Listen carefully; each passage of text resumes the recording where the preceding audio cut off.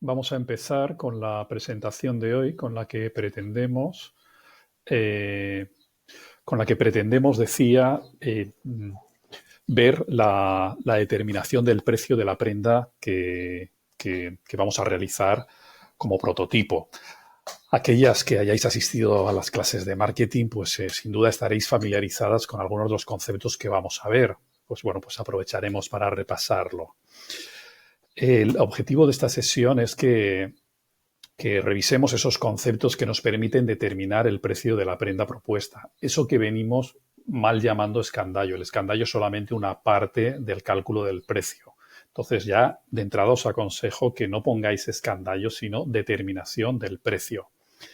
Y bueno, ese es el objetivo de la sesión, calcular cuál es el precio de la prenda que vamos a realizar como prototipo en el trabajo final de título. Vamos a ver algunos ejemplos y previamente a ver cómo se realizan estos cálculos, que sabéis que es una forma muy sencilla, pero que tenemos que ver, ¿no? Y previamente decía a hacer estos cálculos, sí que me gustaría que hiciésemos alguna reflexión en torno al concepto de precio, porque de ahí vamos a obtener algunas claves más allá de ese cálculo aritmético matemático con el que calculamos el precio. Porque muchas veces detrás de la determinación del precio no solamente está esa fórmula matemática que nos permite hacerlo, sino que hay otra serie de ideas que es bueno que tengamos clara. En primer lugar, simplemente me gustaría destacar dos ideas, que el precio es una variable fundamental en la construcción de esa fórmula comercial que estamos realizando. Es uno de esos factores que llamamos del marketing mix junto con la comunicación, la distribución y el producto. Es uno de esos factores fundamentales que va a permitir que mi fórmula, que mi propuesta comercial, que mi propuesta de moda tenga o no tenga éxito, dar con el precio adecuado para mi público objetivo, obviamente. En segundo lugar, me gustaría destacar que es tan importante la variable precio que decimos que es una variable que determina la demanda de mi producto. ¿Esto qué significa? Bueno, pues significa que, imaginad, si yo digo que el precio de mi producto son 100 euros, y a esos 100 euros vendo 50 unidades, pensemos, si hubiésemos puesto un precio inferior, por ejemplo, 75, probablemente venderíamos más. Y si hubiésemos puesto un precio superior a esos 100 que decía, probablemente venderíamos menos. Por lo tanto, del precio va a depender la demanda que tenga nuestro producto. Por eso es tan importante acertar, porque acertando adecuadamente en el nivel de precio que asignamos, vamos a determinar la demanda adecuada de nuestro producto. Bueno, dicho esto, eh, avanzamos a alguna otra idea. Y en este caso es la idea de la definición. ¿Qué es el precio? Bueno, pues el precio, decimos, es la cantidad de dinero que entregamos por la obtención de una prenda, en este caso. Esta definición pone de relieve una cosa que es muy interesante, que se produce en cualquier transacción. Y en cualquier transacción yo me desprendo de algo, dinero, a cambio de obtener, en este caso, una prenda. En la transacción se produce un intercambio y ese intercambio, para que sea justo, para que sea percibido como justo por mi público objetivo, por mi cliente, debe de establecerse una equivalencia del valor de aquello de lo que me desprendo, la cantidad de dinero, por aquello de lo que obtengo, esa prenda. Una primera reflexión va en esta línea. ¿De qué de qué se está desprendiendo mi cliente y qué valor le estoy entregando yo a cambio? Dicho esto, otra reflexión es en torno a estos dos conceptos. ¿Qué es el valor y qué es el precio? ¿No? ¿Qué es el valor y qué es el precio? Si nos vamos, perdón, a estos armadillos, ¿no? Los famosos zapatos de, de McQueen, perdón. ¿Cuál es el precio que tienen estos zapatos en el mercado? O tenían estos zapatos en el mercado, aunque nunca salieron al mercado, ¿no? ¿Cuál era el precio que tendrían? ¿1.500, 2.000, 3.000, 6.000 euros? ¿Ese sería el precio? ¿Cuál sería el valor? El valor es aquel por el que estuvo dispuesto a pagar alguien en una subasta que se hizo y que alcanzó la cifra de unos 200.000 euros. ¿Cuál es el valor? ¿200.000 euros o esos 1.500 euros que podrían haberse asignado a estos zapatos en caso de que hubiesen salido al mercado? Esta idea nos pone de relieve el concepto de valor y el concepto de precio. El valor es siempre lo que alguien está dispuesto a pagar, lo que quiere pagar mi cliente. Y esto es importante descubrirlo. ¿Cuál es el valor que asigna el cliente a mis prendas? Eso por un lado. Y por otro lado, ¿cuál es el precio que yo asigno? Que es lo que estamos tratando de calcular ahora. Si fuésemos capaces de asignar el precio al mismo nivel que asigna a mi cliente el valor que está dispuesto a pagar por mis prendas, estaríamos haciendo una muy buena asignación de precio. Por tanto, calculamos el precio, sí, pero tenemos que tratar de descubrir cuál es el valor que asigna el cliente a mis prendas. Y en ese nivel en el que se igualaría el valor monetario para el comprador y para el vendedor, sería el precio más adecuado. Hechas estas reflexiones, vamos a averiguar cómo se calcula el precio de un producto, pero antes tenemos que saber que hay una serie de condicionantes. Nuestra economía se llama así, es una economía basada en el libre mercado, es decir, cada uno pone el precio de lo que le da la gana a su producto y eso debe estar respetado. Los tribunales de la competencia respetan mucho esto, respetan que haya una libertad de mercado y esa libertad de mercado se refleja en la libertad en la fijación de precios. Pero hay una serie de condicionantes, ¿vale? Hay una serie de condicionantes, los que aquí aparecen. No los vamos a revisar todos, sino simplemente trato de subrayar esa idea, que hay una serie de condicionantes. Aunque seamos libres de asignar cuál es el precio a mi producto, tenemos que saber que hay un marco en el cual se mueve. Y ese marco viene, pues señalado por estas ideas que hay aquí. Marco legal. Lo estamos viendo hoy. Recientemente, el gobierno de España ha fijado un precio máximo para las dichosas mascarillas. El mercado libremente había asignado un precio que venía rondando entre los 6 y 15 euros por unidad de mascarilla. Y el gobierno ha dicho no. Eso que marca libremente el mercado, yo lo restrinjo y el precio máximo al que se puede vender las mascarillas son 0,89 euros, creo recordar, ¿no? Bueno, pues eso es un condicionante que ha restringido esa libertad en la asignación de precios. Hay otros, por ejemplo, el mercado y la competencia.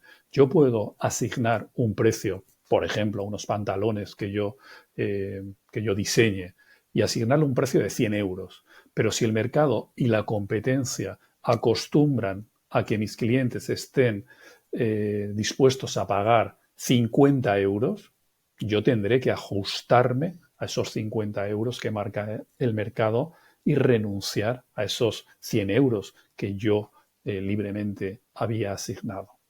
Hay unos objetivos de empresa. Muchas de vosotras habéis señalado en vuestra memoria que el rango de precios en el que queríais moveros era de un determinado nivel.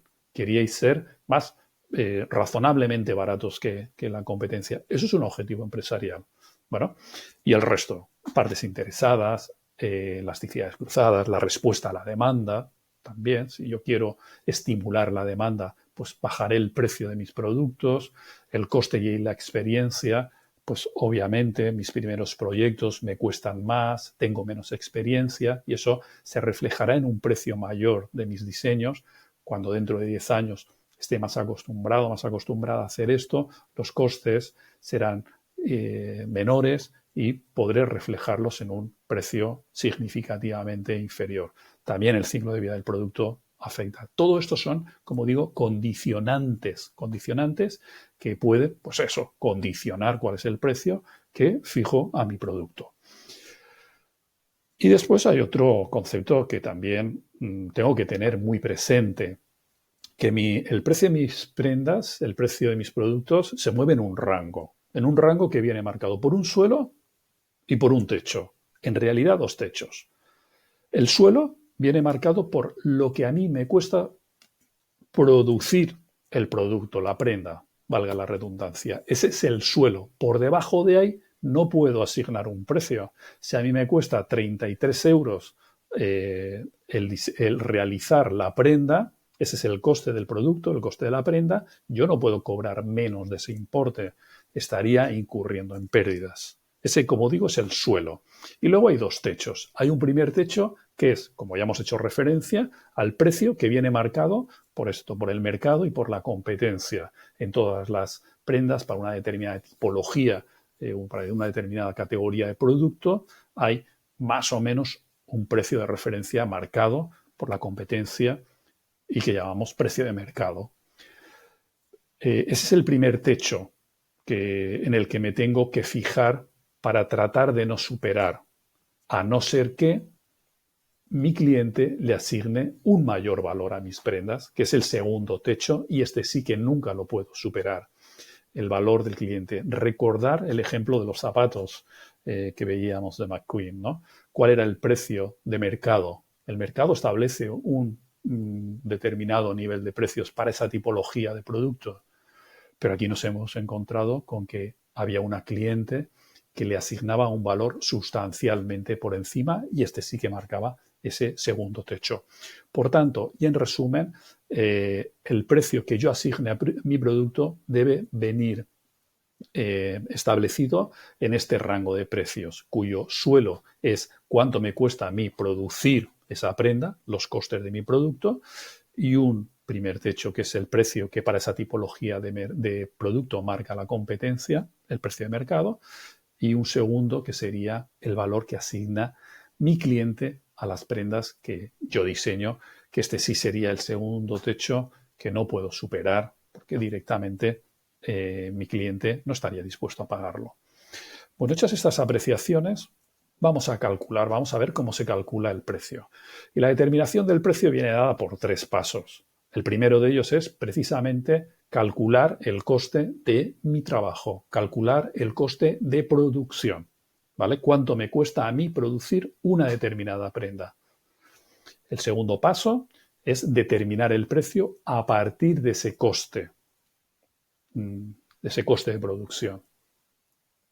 Y finalmente, el tercer paso que tengo que dar siempre es comparar ese precio que acabo de determinar en el paso 2, compararlo con el precio de mercado, el precio de la competencia. Estos 3 pasos son los que tenemos que dar para determinar el precio en mi TFT. En primer lugar, vamos a calcular cuál es el coste de producción, cuál es el coste de mi trabajo, cuál es el coste, cuánto me ha costado producir esa prenda. Y para ello vemos una serie de conceptos previos que simplemente pues, vamos a recordar, pero es importante. Y el primer concepto que vamos a recordar es esto que llamamos los costes fijos. Los costes fijos significan que yo estoy desarrollando una actividad económica. Estoy desarrollando una actividad económica que requiere pues, una serie de elementos. Esos elementos son los que me dan los costes fijos. Y se llaman costes fijos porque no dependen del volumen de prendas que yo produzca, sino que da lo mismo que produzca ninguna, tengo estos costes fijos. Si produzco Q', tengo estos costes fijos. Y si produzco Q segunda, tengo estos costes fijos. Siempre tengo los mismos costes independientemente del volumen de prendas que realice.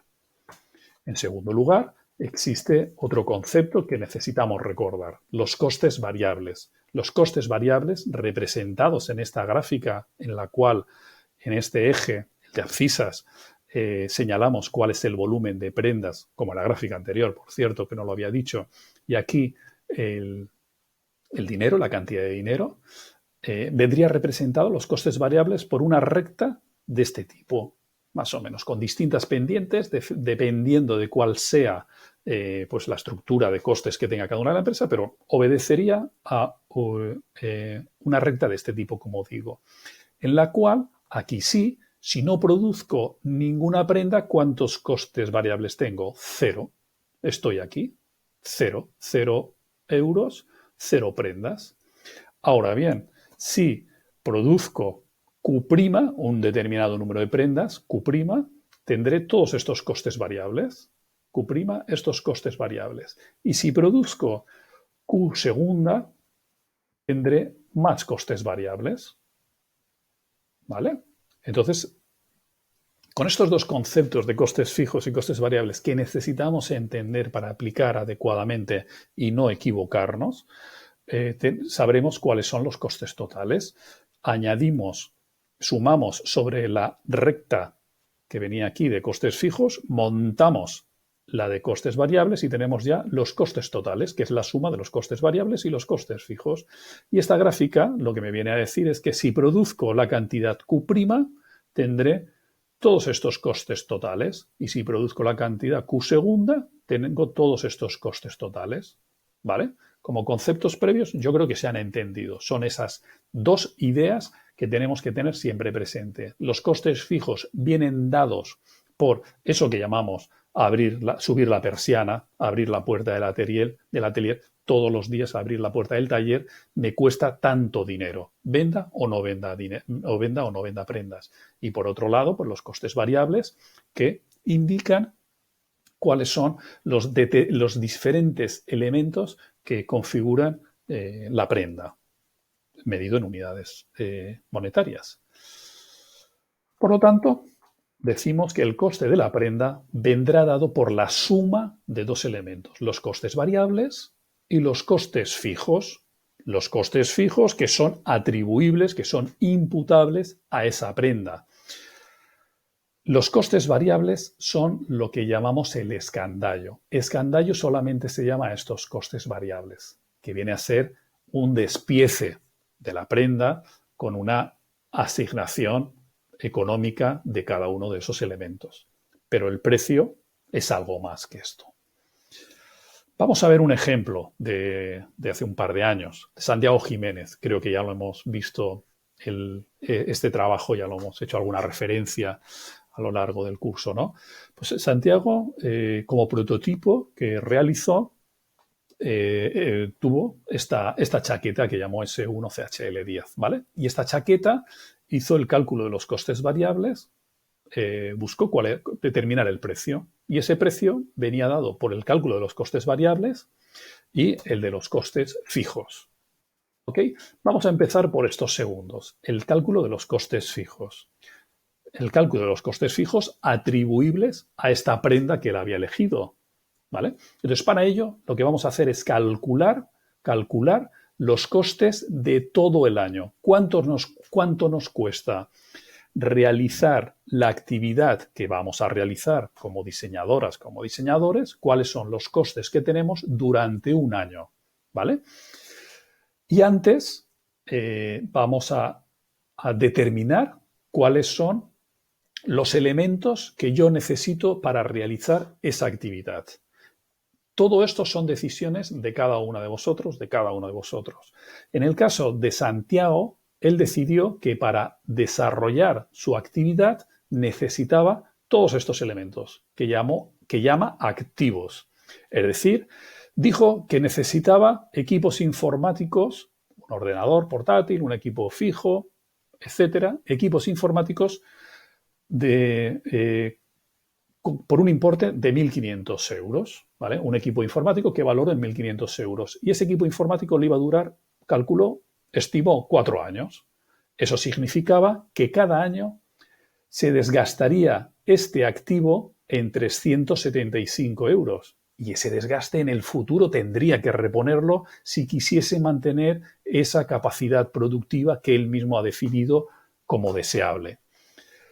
Decidió que necesitaba maquinaria, pues, quizás una remalladora, quizás una máquina de coser, no lo sé, por importe de 2.000 euros. Y que esa maquinaria le iba a durar unos 10 años, con lo cual todos los años se desgastaría 200 euros que necesitaría en el futuro reponer para mantener esa capacidad productiva. Lo mismo con utillaje, pues esos elementos de confección, las tijeras, a lo mejor, los dedales, etcétera. Pequeños elementos que tienen una duración superior a un año, por eso se llaman activos, y que en este caso ascendía a un valor de 500 euros y que asignaba una vida útil de 3 años y que significaba un desgaste de 166 al año. Por mobiliario, pues decidió comprar pues, una mesa, una estantería, distintos elementos por valor de 2.000 euros, que calculo que tendrían una vida de 7 años y esto sería lo que se desgastaría al cabo del año. Y por otro lado, pensó que necesitaba una serie de programas informáticos que valoró en 600 euros y que le durarían 2 años, con lo cual cada año se desgastaría y por tanto necesitaría reponer para mantener esa capacidad productiva en 300 euros. ¿Vale? Todos estos que son los elementos que inicialmente constituyen su capacidad productiva, su capacidad de producción, todo lo que se van desgastando se llaman amortizaciones, que es esta cifra que hay aquí en su caso. ¿Vale? Pues además de las amortizaciones que permitían reponer el desgaste que iba a tener anualmente su capacidad de producción, decidió que era necesario pues, tener un alquiler durante 12 meses, internet y telefonía por 50 euros durante 12 meses, etcétera. Decidió tener, bueno, pues todos estos detalles. Aquí, ¿qué tenemos que meter aquí? Absolutamente todo lo que consideramos que puede ser un gasto. Si aquí se nos olvida algo, pues tendremos pérdidas. Habremos tenido un gasto que no hemos incluido en nuestra estructura de gastos y, por tanto, lo asumiremos nosotros porque no le repercutiremos importe alguno al cliente a través de esa determinación del precio.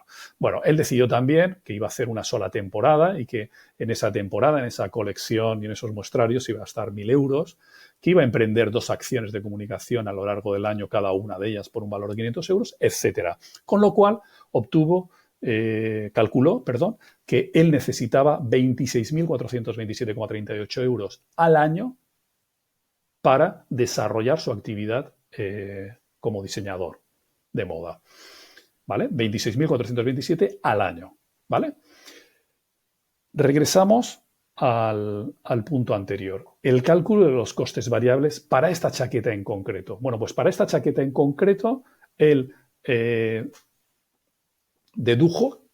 él necesitó de todos estos elementos. Necesitó comprarse una chaqueta de segunda mano. Él utilizaba la técnica del upcycling. Por lo tanto, necesitó comprarse una chaqueta que le costó 10 euros. Pues, por lo tanto, en tejido, lo que utilizó fue eso, una chaqueta.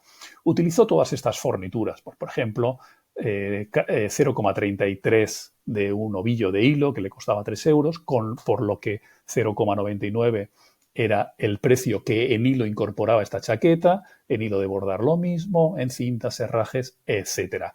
Todo esto son las distintas decisiones que en cuanto a diseño él tomó y que ahora valora económicamente.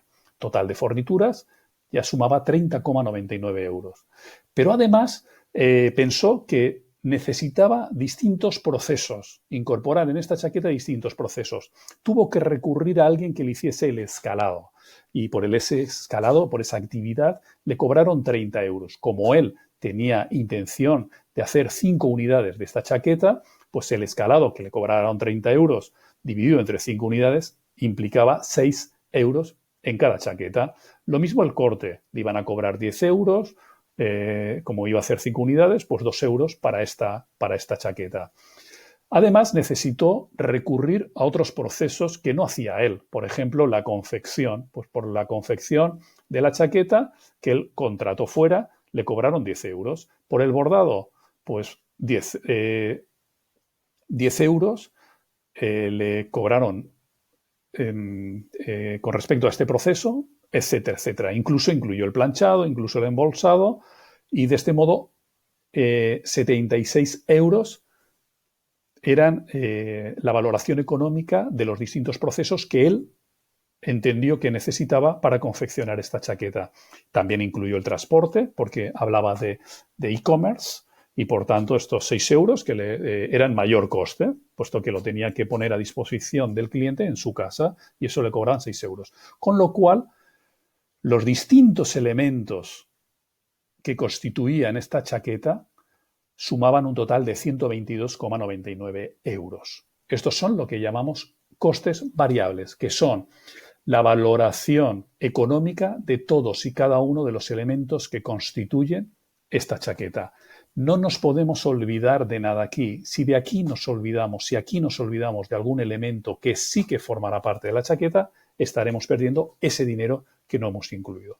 Por tanto, los costes variables sumaban 122,99 euros. Y los costes fijos, decíamos antes, que en total del año, él por mantener su taller abierto necesitaba 26.427 euros. Pero de esos 26.000, ¿cuántos eran asignables? ¿Cuántos debían ser asignados a la chaqueta? Pues muy fácil. ¿Cuánto le costaba hacer esa chaqueta? ¿Cuánto tiempo de su taller tenía que dedicar a confeccionar, a diseñar esa chaqueta? Él dijo, mira, me va a costar 6,4 horas. ¿Y a cuánto me sale cada hora del taller? Pues mira, yo voy a trabajar, nos decía Santiago, yo voy a trabajar 1.600 horas al año. Una cosa razonable.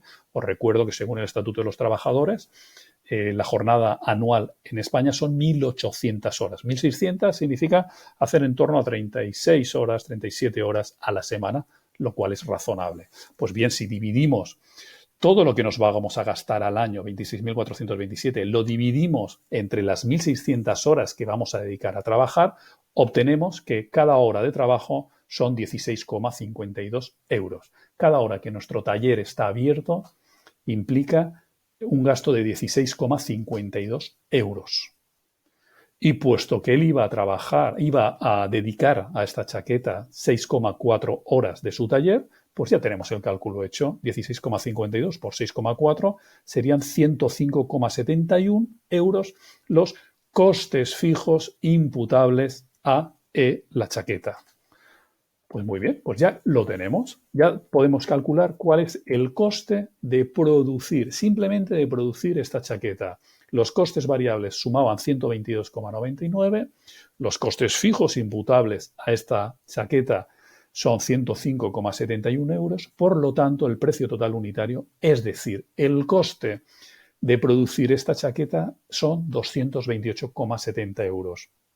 Si yo cobro por esta chaqueta 228,70 euros, no ganaré dinero.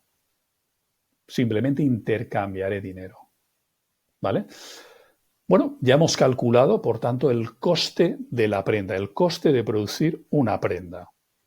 Pero este era el paso 1. El paso 2, ¿cuál era? El calcular el precio de la venta. Y esto es muy sencillo. Calcular el precio de la venta no es más que añadirle al coste del producto cuál es el margen bruto, cuál es el margen de beneficio que queremos añadir, ¿vale? Que queremos obtener, perdón. Pues bien, el coste del producto más el porcentaje de beneficio más el margen de beneficio que queremos obtener es el precio de la venta.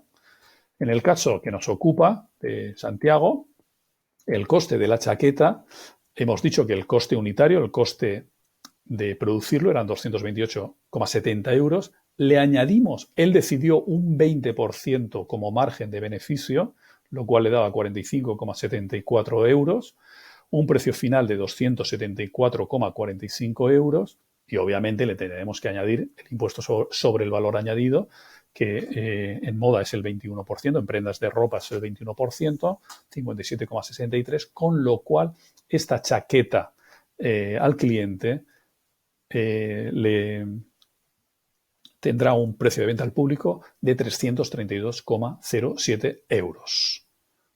¿Ok? Bueno, pues ya hemos calculado el precio.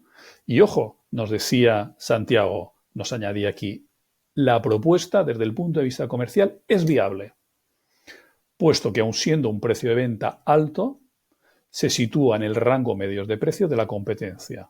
Pero, ojo, que es un producto artesanal, que está realizado a mano, etc. Es decir, se sitúa en el rango medio de precios, es un precio elevado, pero es que le estamos añadiendo un poquito más de valor que el que establece el mercado. Ok, pues bueno, pues ya hemos podido calcular el precio de venta de mi producto, que es lo que en definitiva nos piden. Pero nos quedaba un tercer punto, que era comparar el precio de venta que acabo de obtener con el precio de la competencia. Y para ello es necesario que sepamos que ya lo hemos visto, y creo que todos como consumidoras lo sabemos, ¿no? El mercado establece una referencia de precios. Lo decía al principio, si la prenda o el precio de mi prenda son 100, pero el mercado me dice que para esa tipología de productos son 50, esos 50 son una clara referencia que tengo que tener en cuenta. La competencia, en definitiva, marca los precios. Y el precio que yo acabo de obtener debe ser similar al que establece el mercado, similar al del sector, salvo que yo añada más valor que el que ofrece el mercado. Parece razonable, ¿no? De este modo, fijándonos en la competencia, podemos establecer 9 estrategias de precio. 9 estrategias de precio en las que se comparan cuál es el precio que yo pido y qué es lo que yo estoy ofreciendo. Y de estas 9 estrategias, solamente hay 5 que son útiles. Hay 4 que no puedo utilizar nunca. Yo puedo, si me sitúo aquí, yo puedo pedir más dinero que el que viene marcado por el mercado. Es decir, si el mercado marca 50, yo voy a cobrar 100. ¿Pero por qué? Porque estoy ofreciendo más que lo que el mercado ofrece. Y esto es una buena estrategia. Cobrar más, pedir más dinero, pero porque estoy ofreciendo más. También es una buena estrategia pedir más por igual, perdón, pedir lo mismo, pedir igual, ofreciendo más. Ofrezco más y pido lo mismo. Es una buena estrategia. ¿Puedo pedir menos ofreciendo más? Es muy buena estrategia. Ofrezco más que el mercado y cobro menos. Bueno, vendrá la gente de cabeza a por mis prendas. También es una buena estrategia pedir lo mismo que pide la competencia y ofrecer lo mismo pidiendo menos. ¿Vale? Ofrecer menos pidiendo menos. Y también es una buena estrategia ofrecer menos, pero también pido menos. ¿Vale? Hay marcas que se sitúan en estas estrategias. Cualquiera de estas 5 estrategias es buena. ¿Vale? Cada uno se sitúa ya donde sus objetivos, donde su público objetivo, etcétera, determina. Donde nunca me tengo que situar es en cualquiera de estas 4. Bien, pues el tercer paso que decíamos para concluir esa determinación del precio, precisamente acaba aquí, tratando de comparar el precio que yo he obtenido con el rango de precios que ofrece el mercado y si no soy igual, razonar qué es lo que estoy ofreciendo. Y como decía Santiago, mi precio es más elevado, pero ojo, yo también estoy dando más. ¿Vale? Pues es viable. ¿Ok? Bien, pues llegados aquí, yo creo que ya tenemos claro cuál es la forma de calcular el precio de mi producto. Y aquí únicamente rematamos la explicación con una última parte muy sencilla también y muy importante, que una vez que ya he calculado el precio, ¿cuántas prendas tengo que vender para no tener pérdidas? Es la pregunta que nos hacemos aquí. Es decir, ¿cuál es el volumen de ventas que con esa estructura de negocio que yo he marcado, con esa estructura de costes, con esos precios que yo he fijado, cuántos productos tengo que vender para no tener pérdidas? Es una muy buena pregunta porque me permite establecer estrategias de marketing. Me permite fijar el día 1 de enero cuántos productos tengo que vender a lo largo de todo ese año para no tener pérdidas y poder seguir subsistiendo. Bien, esto es muy fácil de obtener. Es eso que se llama punto muerto, umbral de rentabilidad o punto de equilibrio y que viene a decirnos eso, el volumen de ventas que necesito para poder obtener beneficio. Perdón. Y hay una serie de conceptos previos, muy sencillos porque ya los conocemos. Aquí lo único que vamos a hacer es tratar de representar esa recta que dibuja cuáles son nuestros ingresos totales en una gráfica en la que se compara, como hemos visto antes, por un lado dinero y por otro lado volumen de negocio. ¿Esto qué significa? Que si no vendo ninguna prenda, no obtengo si estoy en este punto, no vendo ninguna prenda ni obtengo ningún ingreso. Si me sitúo en este punto, estoy vendiendo Q' y por tanto estoy obteniendo todos estos ingresos y prima de ingresos. Y si estoy en Q segunda, pues vendo todo esto y obtengo todos estos ingresos. Bien, representa una recta en la cual vienen representados cantidades y volumen de ingresos.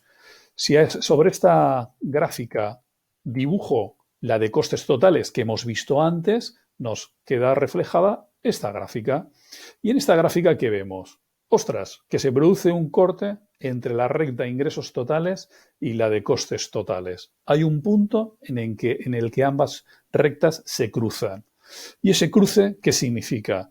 Pues ese cruce significa que no tengo, que no tengo que mis ingresos son igual a los costes, es decir, no tengo ni beneficios ni pérdidas. Esto significa que a este nivel de precios, al precio asterisco, al P asteriscos, los ingresos son igual a los costes totales. ¿Ok? Y si los ingresos son iguales a los costes totales, ¿qué significa? Pues que por encima obtengo beneficios y por debajo obtengo pérdidas. Y esto es lo que viene a representar esta gráfica que ilustra ese concepto de punto de equilibrio. El punto de equilibrio es un punto en el cual los ingresos totales son igual a los costes totales. Y ese punto se produce en un determinado nivel de precios que me da un determinado volumen de ventas. Es decir, si soy capaz de vender Q asteriscos, si puedo vender más de Q asteriscos, es decir, me sitúo por aquí, obtendré beneficios. Si no llego a vender Q asterisco, me sitúo en este tramo y entonces estoy teniendo más costes que ingresos. Por lo tanto, estoy teniendo pérdidas.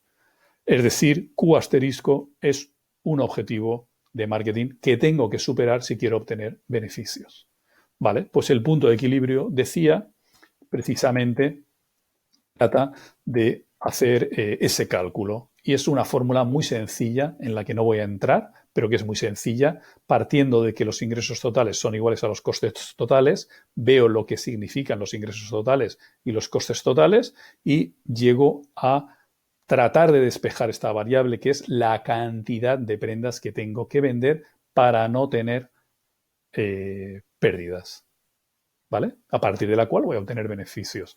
Y esta, me dice, es igual a los costes fijos que conozco, porque soy yo quien los ha determinado, el precio que acabamos de calcular, lo hemos visto antes, y los costes variables, que soy yo mismo quien determina cuáles son los costes variables, como hemos visto en el caso del compañero Santiago.